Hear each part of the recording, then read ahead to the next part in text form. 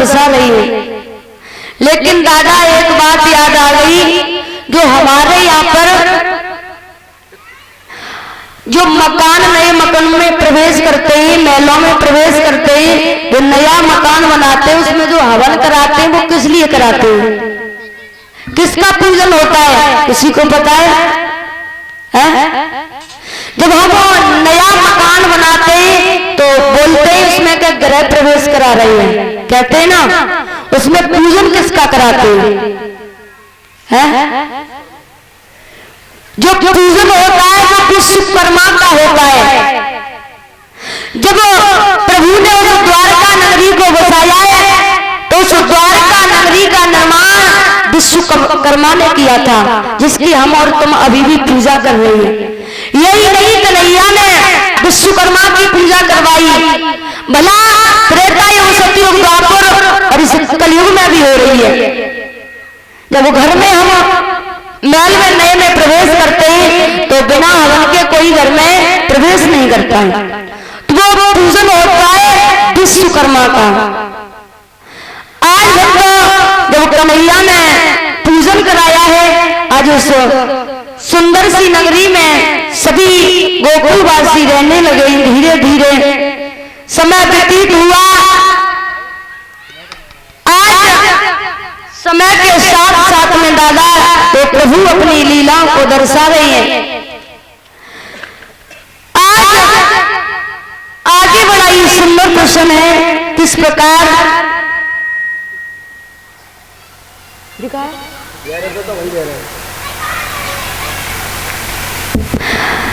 एक विदर्भ देश में जो महाराज हुए हैं जिनका नाम था भीष्म।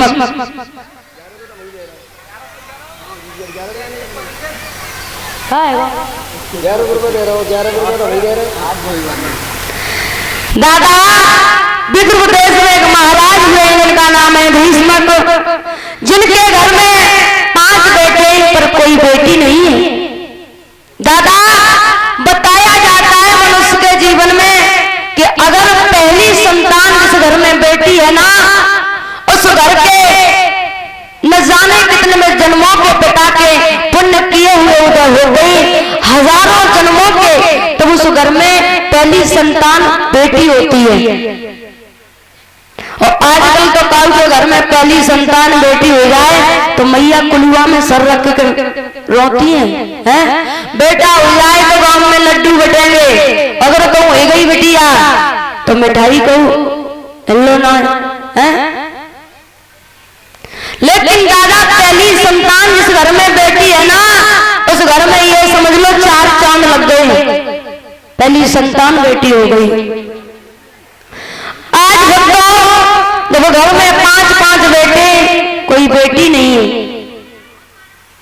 महाराज अपने मन में बड़ा ही चिंता करते हैं कि मेरे घर में कोई बेटी नहीं है, मेरा आंगन सूना रह जाएगा, मेरे आंगन में कोई भी बेटी नहीं होगी, मैं किसके हाथ पीले करूंगा, मेरे आंगन की शोभा अधूरी रह जाएगी।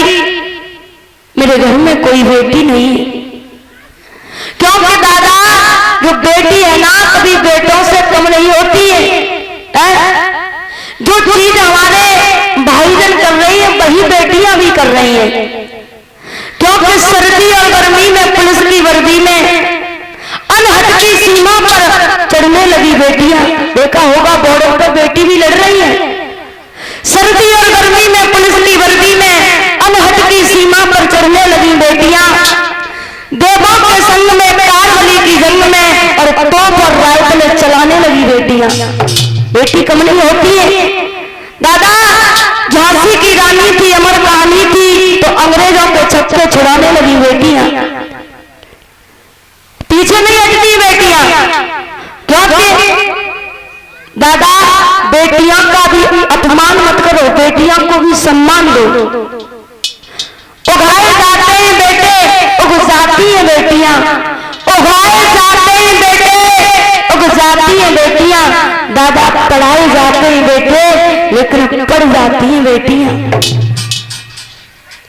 बेटे को देखा होगा पिता घर में बेटे के 4-4 ट्यूशन ट्यूशन लगे हैं और बिटिया घर में तो स्कूल तक भेजने में परेशानी आ रही है? दादा पढ़ाए उगाए जाते हैं बेटे, उगाती हैं बेटियां, पढ़ाए जाते हैं बेटे और पढ़ जाती हैं बेटियां, और दाना पानी दिया जाता है बेटों को, लेकिन लहराती हैं बेटियां। बेटी कम नहीं होती है। और सर्दी